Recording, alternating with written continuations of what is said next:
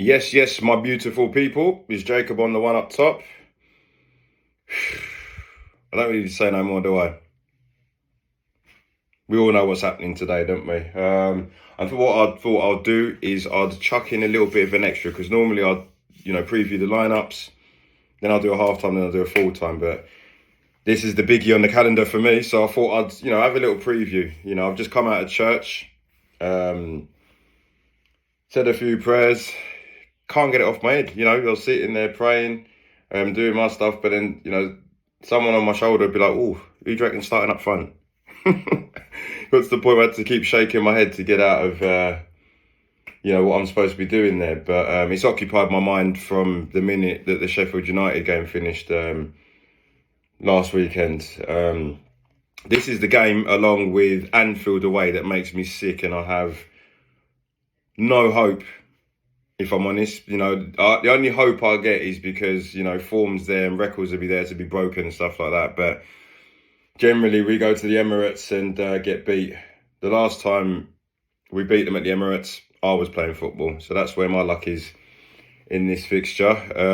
But what I want to do before the lineups come out, just have a little chat about the things that are going to go for us, are going to go against us, as well as Arsenal. Because what it is as a football fan, you've got to respect what Arsenal are doing. They've got some really good players. I briefly watched the highlights yesterday in the PSV, and I'll be completely honest, before the PSV game, didn't think we was going to win, but I thought, I've seen Arsenal play against United, Forest at home, and thought, they weren't the most convincing, even though they were getting points on the board, which is a sign of a championship contending team. You don't have to always outperform, just win the game. That's the most important thing, especially in football. So there's a few things that make me think where the game will be won and lost. First and foremost, it would be the fans. We all know that Arsenal fans, especially in this game, they raise the volume. You put it on your TV, it's just going off. So I feel that the Arsenal team will be forced to put the pressure on, even though that's what they do anyway. They like to push high. And that's a concern for me as a Spurs fan, because effectively there's going to be times where the keeper is going to play it short. We're going to try and play it for our defence. But if Arsenal are pushing up, it's going to get to the point where one of our defenders or the goalkeeper is just going to boot it long. Now, if Arsenal have pushed up towards the halfway line and they're booting it long to Son, when you've got Saliba and Gabriel, even a Ben White, relatively tall back three, back four. So that's where the game could be won and lost, because I feel that even though Richarlison isn't doing great, he might win a header or flick on, gets that onto Son or Kulusevski, one of these guys, and we're in. I do worry about the fact that we're not going to change the style of play. We might be forced to, given the game, especially if we do something like concede early or even score early. It gets to the point where I think what Ange is trying to say is that we're going to play the way we want to play. But, if it's 2-1 up with 10 minutes to go, I can't imagine Ange is going to continue to keep attacking, because we're in a position where we can win the game. Or better yet, if we're losing 3-0 at half time, it'd be stupid to carry on doing it if we're just getting picked off. But, I think that's where it'll be won and lost. I feel that if we're going to continue to play the way we play out from the back, and Arsenal have smothered us, it could be an attack versus defence, because Son isn't winning headers against Saliba or Gabriel. I feel they're going to be a lot more fluid going forward. Jesus and Trossard, they don't offer as much pace as Martinelli and Nketiah, but it's the confusion to the defence, because Trossard will be coming inside. They'll probably swap places, the two of them, with Saka predominantly staying where he is on the right-hand side. Jesus and Trossard are players that will take defenders into areas that they don't want to be in. They like to drop into their number 10 positions and rotate, whereas Martinelli and Nketiah is pretty straightforward. That Martinelli is going to try and take you out on the outside. Nketiah is going to try and get in behind you. So it'll be an interesting game in that fact. That's why it's important for Bissouma and Sarr to be aware, because not only are you going to have to deal with those two dropping off into midfield positions, you're also going to have Zinchenko coming in from left back. And that's where I think we need to expose Arsenal, because if Zinchenko's coming into the middle, but then we can find a way of winning the ball quickly and get it out to Kulusevski, with Son trying to pin Gabriel, you can't give Saliba nothing to do. That's what we need to be doing. We need to be focused on the fact that Saliba is going to be there with nothing to do. Son sits on Gabriel and we pick the ball off when Zinchenko gets caught in midfield. We've seen Arsenal concede a lot of goals that way. So, yeah, anything could happen, man. Like I was talking to my friend this morning, like, I could be saying all this, but then someone could get sent off. Own goals, bookings that shouldn't have been. I was talking to my friend this morning saying that, the one thing that's been bothering me is that if we get a penalty, who's taking it? Normally, if we get a penalty, I'd go upstairs and go for a poo, knowing that Harry Kane's going to bang it, even if it was an NLD. If my stomach's going, don't worry about it. Harry's going to slot that. I'll come watch it in a bit. Now, I've got to, he's probably going to be Son because he's the captain. But at the same time, it's like, Maddison's took penalties for Leicester. Captain and vice captain there. Well, third vice. We don't know who. But like I say, whatever I'm saying now will probably be at full time and it'd be completely irrelevant. But I thought I'd get this off my chest just to waste a bit of time because I'm getting a bit anxious, if I'm honest. This game honestly makes me feel sick. I don't think much things in life stress me more than when Tottenham have got to go to the Emirates, because there's been times where Arsenal have been the better team and we've been the lesser. We've gone there and won or got a result. There's times where we're the darlings of English football. We've gone there and they've got them with Staffies, they've got their Welbecks, and they've absolutely destroyed us. Like, no joke. I remember when we got whipped by Emery's guys, Aubameyang with the clean winner. Mad game. So, and we could have really got our pants pulled down in that game. So it just all depends, man. It's just who wants it more. I just think there's going to be times where we're going to have to sit in for 10 minutes because Arsenal are great in possession. I don't think there's a better possession team in the league, maybe apart from Man City, Brighton. Brighton, Arsenal, Spurs right now are playing some good football. So it'd be an interesting game. I did my score prediction last week, but like I said, it'll probably change. So I'm probably going to give you a prediction when I preview the lineups, when I've seen them in about 20 minutes to half an hour. So I'll see you guys at 1 o'clock. Jacob on the one up top. Yes, people, as promised, the preview to the lineups. Some interesting developments on both sides, if I'm honest. So I'm going to read out the lineups before I explain. We go to the hosts first, which are Arsenal. David Raya starting again. Arteta pretty much saying that he's my number one and that's the end of the story. You've got Ben White, Saliba, Gabriel and Zinchenko, which, that's their trusted back four. Rice, Odegaard and Vieira, which I thought, there was a bit of talk about Havertz maybe starting for Vieira, but I think he's been one of their informed players. He's had a year to understand the Premier League and what goes on at Arsenal. Doing okay.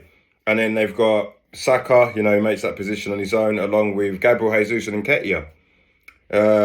With our side, we've gone on, well, I thought it was unchanged until I looked again.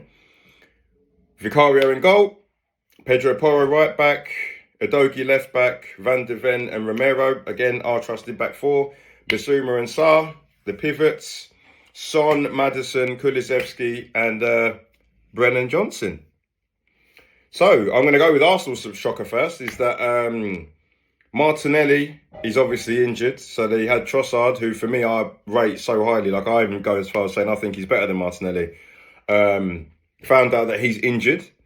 I'm not sure what the extent of it was. I just got a text from a friend, but he's obviously not in the squad. So Nketiah and Jesus together. And a lot of people would take a lot of confidence from that, but effectively Arsenal have got two strikers on the pitch, When you look at Arsenal's bench, they've got Havertz on there. I think they've got Smith Rowe as their attacking players. Let me just double check that. So you've got Smith Rowe, Havertz, and Reece Nelson, that was the other guy. So those are the guys that they're going to look to if it's cagey. If it gets to the point where it's 1-1 or they're losing or whatever, something like that, they're going to look to that bench, which over the last sort of year or so, Arsenal have always had a relatively strong bench. They'd have an Nketiah come off the bench. If it weren't an Nketiah coming off the bench, they'd have a Jesus. And then Martinelli or Trossard, one of them would be on the bench to come on as well. But, I'm not going to sit there and underestimate them because of that, because Reece Nelson is a London boy. We all know that he could come on and write scripts. The same with Smith Rowe. You know, he's been out of it for ages. All of a sudden, he can put himself in the reckoning if he comes on into them positions. I remember him having our right back on toast in the North London derby, playing on the left wing, Smith Rowe, and getting a man of the match. So he'll be itching to jump on and help his side. If I go to my side, Tottenham, Brennan Johnson. Genuinely did not think that would happen. I always, you know, in my head, I always thought it would either be Solomon or Richarlison, with, you know, Brennan coming in to make an appearance at some point, you know, just like he did against Sheffield United. It's an opportunity for him to write his name in the history books. It's an opportunity for him to stake a claim in the starting lineup because, you know, if he has a stinker, comes off, Richarlison comes on and plays better, it's going to be difficult for you. But he'll be looking at this thinking, this is perfect. If I go and bang a winner here, or, you know, score a goal or two, it's brilliant. So that's something that caught me off guard. I generally didn't think Brennan Johnson would be even in the reckoning to start. But again, when you deep it, when you spend sort of 50, 60 million on a player and you're under Daniel Levy's stewardship, you got to play, mate. Especially if he's just spent it. But yeah, it's you know, all the patterns of play and the way I looked at the game. I'm not saying it's changed massively because I still think Arsenal win the game. Just because the crowd is the proper 12th man in the North London derby, whether you're at the Emirates or the Tottenham Hotspur Stadium or the Lane in the past. It's a tricky away fixture regardless. You know, I know Arsenal fans, hardened Arsenal fans, and they know that the only time that they were confident they were going to win was when they had the Omris, the Vieiras and the Bergkamps. Over the last 10 years, it's kind of been Arsenal winning FA Cups, Tottenham not winning anything, but both clubs kind of aiming for the same thing, if that makes sense. So it's like Tottenham and Arsenal fans at the beginning of most seasons would be like, you know, if we get top four, win an FA Cup or a League Cup or Europa League or Champions League, something like that. It's always been very similar. That's why the North London derby has been a lot more cagier than in the past, where Henry would just take on our whole team and bang. But, you know, as much as I hate these games because they make me feel sick, I love them. This is, you know, Tottenham fans, Arsenal fans, when the fixture list comes out, it's like everything's a blur apart from the A word. Where's the A word? So he's like, yep. And you're hoping that it's on your birthday. And it's not on your kid's birthday. But yeah, it's going to be an interesting game. You know, as much as, like I said previously, I'd like to establish and figure out where the game's going to be won and lost, but I don't know now because, you know, I looked at Trossard and Pedro Porro being a clash that's going to be a tough one. But now it's like, Pedro Porro's not going to be able to come inside for Jesus. Jesus is going to be looking to come inside if he's the left winger, and Nketiah the same, because they're essentially strikers. So that could either leave Pedro Porro confused, or it could give Pedro Porro an allowance to push forward because no one's tracking him back. Don't know. You know, Basuma, Sarr, they're going to have a lot to work in. I think Maddison's going to have to drop in and be an 8 a lot of the time because they've got a lot of control in midfield with Zinchenko dropping in, Jesus and Nketiah. Whoever's coming in, there's going to be a lot going on in the middle. So I think this is an opportunity for the guys on the flanks for both sides. You know, Saka and Adoji, I think they're going to be up against each other, tussle for tussle. Same with Kulusevski. He's just got to stay wide and just say to Zinchenko, you know what, you go in there, no problem. But yeah, like I say, I can waffle on for hours and I probably won't get anything right because it's the North London derby. So I'll go to my score prediction. I'm still going to stick with a 3-1 just because, and that's to Arsenal, because we haven't got many players that have played in the North London derby. You know, it's especially at the Emirates, it's a lot, man. Do you know what I mean? It's a lot for me as a fan, so I can't imagine being a player. But again, it's an opportunity for our players to prove their worth. You know, I don't want to see no red cards from Romero. I don't want to see but at the same time, I don't want to see no backing out of 50-50s. So I'll still stick with a 3-1. And that's what I'll go with in my head. My head tells me a 3-1. My heart tells me Desmond 2-2. So, yeah, I hope you guys enjoy the game. You know, Arsenal fans, Tottenham fans, I've got a lot, you know, I've got love for everybody. But I just hope that I'm doing a video with my top off. See you at half time. Whew! It's half time, guys. Jacob on the one up top. Arsenal 1. Tottenham 1. Don't even know where to start, man, because I feel like it feels like I ain't even watched that half. Like, my emotions are just wild. You know, mum's upstairs probably thinking what's going on down there, like I'm beating up a burglar. But how do I sum that up? If I'm honest, we play some. The way that we're playing football coming out the back, it's like it stresses me out, man. Because I'm thinking, like, are we asking to get beat? Because you know, Jesus, when he nicks that ball off Maddison, who sticks that away, mate? We're a dumb side. But you know, if I'm going to go back a little bit and talk about the opposition first, to be honest, Arsenal done their homework. They were like, you know, the centre halves, let them have it. But at the same time, don't give them an option to play out from. And they did it very well, you know. Gary Neville alluded to it, that we were just asking for it, man. Basuma had to be a bit careful, because sometimes Basuma, like, I love the guy to bits, but if there's one flaw, it's like he gets the ball and feels that nobody should be able to touch him. And then when he gets touched, we're in trouble because he's the number 6. But yeah, you know, Arsenal had a game plan. They kind of said that if we ain't got the ball, we're going to counter-attack you.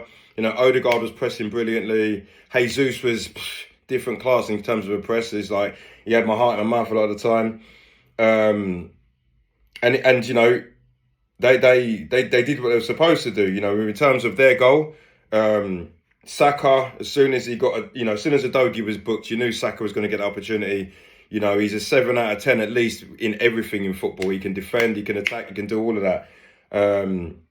But what a lot of people won't realise is that when Saka scores that goal, fair enough, the defending wasn't great. But what stressed me out more is if you look at the moment before that, Kulusevski's got the ball in a very decent position. He's got Zinchenko, he's got Vieira, and he's got Jesus around him. And everyone was just looking at him like he's going to take all 3 of them on. So as soon as he lost that ball, I knew there was an opportunity, and then they go and score. You know, he caught everyone off guard. But then I feel the one thing I commend the boys for is the fact that no matter what's going on, they're still doing the same thing. And we've got to be, you know, as much as you've got to be careful, it's a brave thing to do. It's very brave. It's one of those where, in my mind, I'm thinking, you know, sometimes just boot it. Sometimes just do this, sometimes do that. But then, you know, you got to the point where what we were doing helped us score the goal. And we had quite a few chances before we scored the goal. We had a couple of chances with Brennan Johnson. I mean, David Raya, that save, like, you know, Ramsdale even had to go, yep, that's why I'm on the bench. Because that was a ridiculous save. You know, granted, Ben and Johnson should have, if he connected with it properly, I don't think he gives David Raya a chance. But at the same time, a lot of keepers wouldn't have even made it there. So it was a great save. You know, both keepers have been on form. You know, Vicario made a great save against Jesus. I thought that was in. If I'm honest, everyone's been on point, both sides. You know, I can't look at an Arsenal player and think he hasn't done great. You know, Saliba, it's just been Saliba. You know, if that was a Rob Holding, we're probably winning.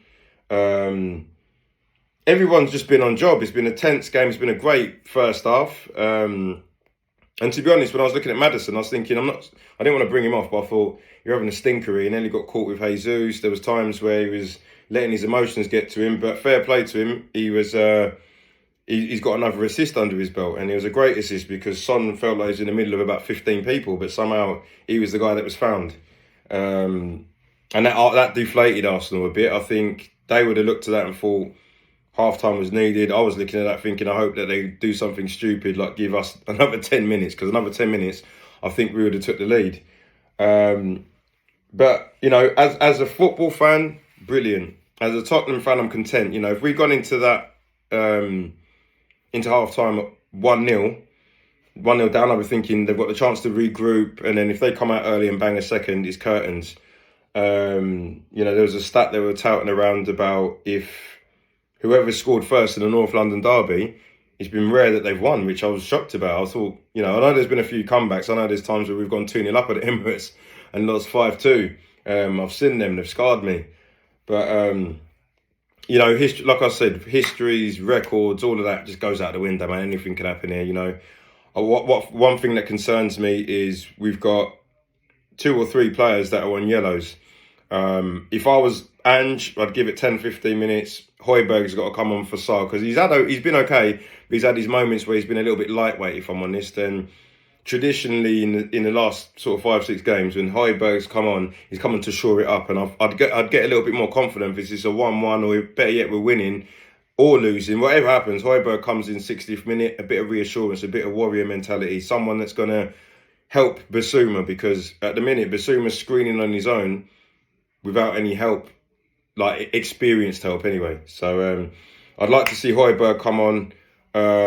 Depending on how the game's going, Brennan Johnson's done okay. He's got himself in good positions. But it's, he's going to get to the point where after 60, 70th minute, you're going to be looking at a Solomon, a Richarlison, or we might keep it the same. It just depends how it goes. But yeah, it's a tricky one. It's a tricky one because I think, it's obvious that the next goal is important.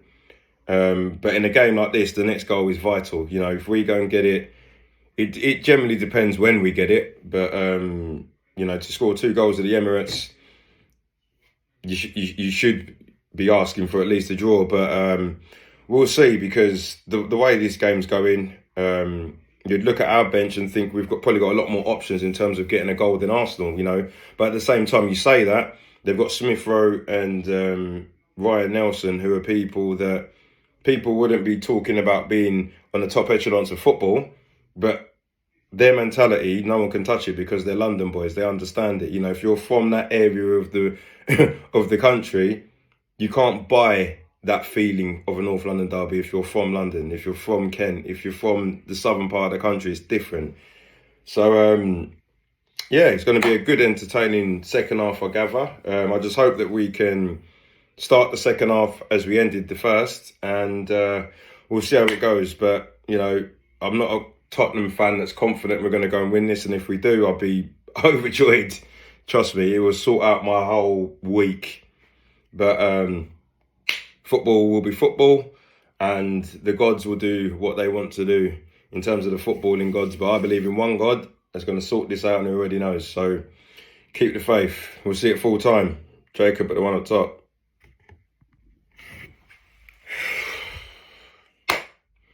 Yes, my beautiful people. It's full time. Arsenal 2, Tottenham 2. Don't even know where to start, man. I don't know whether I'm happy or upset. I don't know. Either way, all I know is that was a great game of football. If I want to speak about Arsenal first, they weren't what I thought they would be. Injuries permitting. Declan Rice coming out at half time hasn't really helped them, and the person that came on was the reason why we equalised. But they dug in, and if I'm honest, I'm not going to sit there and say that I didn't think that Arsenal would threaten to score, because I was shook when they kept getting that barrage of corners. You know what I mean? There was a couple of times where the ball was being swung in. We were playing balls from the back, and Arsenal tried.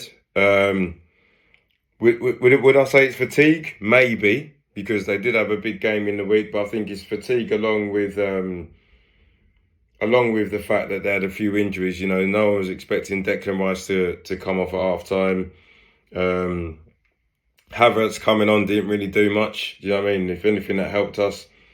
So if I want to be completely honest, 2-2, would I say that was a fair result? I would do, because there was times in the first half especially where if Arsenal took that chance with Jesus, it's game over. It could have been a 3 or 4 easily, but they didn't take it. We rode our luck, and there was times where we should have took the lead. I feel that if Maddison was of a better physical state, because he had that little knock, I feel that if that injury didn't happen, things would have been different, because it felt like with Richarlison, Solomon and Kulusevski up front, I didn't really have too much confidence that he was going to create a chance, especially with Højbjerg coming on as well. But then what he offered us was stability, and hats off to Ange, because I generally didn't think that we could offer the stability while trying to play that way of football, but we still tried to play. Højbjerg was the most advanced. Sarr and Bissouma kept the discipline, along with Romero. Like Romero, that I knew before Ange, would have scored the own goal, would have given away the penalty, and then would have got sent off. But he managed to keep his composure. and made some good clearances. It was a mad game. It's like I look across the board, not just with Tottenham, with Arsenal. I don't think anybody played badly. It was just, this is why I say that this game's the best, is because everybody was on point. Everybody was at least a 6 out of 10. You know, you'd say a Son above that, Maddison above that. You had if I look at Arsenal, Saliba above that. Declan Rice was doing okay until he come off, but I'd say it was a fair result. I think we caught Arsenal off guard because they were not ready for that. Like, if I'm honest, there was times when it come to possession play, even though we were taking risks, we was taking the piss out of Arsenal. Odegaard, again, I rate the guy so highly, but this is what he does in big games. If it got to the point where you said to somebody, in that game, for instance, today, pick someone that you want in your team, Odegaard or Maddison, based off today, it's only one answer. Because Maddison scored two, fair enough, he could have cost us, but it's still 2 assists. And realistically, if he stayed on and didn't have that injury, I generally think we'd have gone on to win the game. You look at Basuma, like Basuma, man. Like, literally, if Declan Rice was from Uzbekistan, people would be like, oh, Basuma's up there, without foul. But because he's English, everyone wants to do it. Now, fair enough, he come off injured, but Basuma was running things from the off.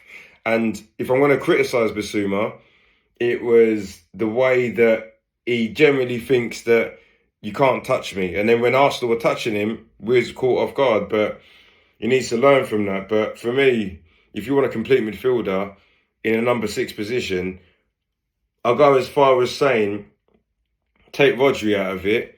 Who can chat to Basuma? Who can? I don't know. If you feel that I'm incorrect, put it in the comments and we'll have a chat. But Basuma's just ridiculous. Like, if he can take out I'm Basuma, you can't take the ball off me. If he takes that out of his game, 25 mil is an absolute steal. Like, forget Maddison. It being the sign of the season this season. It's like Basuma's signing of the century in some terms. In terms of Tottenham, anyway. I'm not saying in the whole round of English football, because there's been some absolute bargains. You look at Vardy, it's one of those. But, I'll conclude and say, am I content with that result? I said it on the video that I generally thought Arsenal would win, but I went with my heart and said Desmond, and I said it in this video and I said it in midweek, and that's what it's got to. But in the grand scheme of things, I think there was times where we could have nicked a win, man. There was one point where Pedro Porro was through, played an intricate bit of football, and all Pedro Porro had to do is put the right trajectory on the pass, and Son was in for his hat-trick. But it's one of those where it was defended properly. Shout out Son as well, because Son was out there, and I criticised him for saying, going out there and saying, oh, Arsenal aren't ready for us and all this stuff, but he backed up his chat. And realistically, if he stayed on, I generally feel he'd have had that one chance to get a hat-trick. But, yeah, it's a great game, great advert for British football. Tottenham are definitely going to be the happier. I'm happier with that, but in the round, I don't think both clubs will be. It depends what both clubs are going for. Like, if Ange is going for the title or Arteta's going for the title, one of you has to win that game, because you look at Liverpool, they've gone above both of us, and Man City are now 4 points clear of us. And Man City, when they've got a 4-point gap against somebody, they ain't losing that. So I'll go as far as saying, and I'll say it with my chest, that because that game was a draw, the title goes to Liverpool or Man City, with Arsenal, Tottenham, possibly United, Brighton going for the Champions League places. But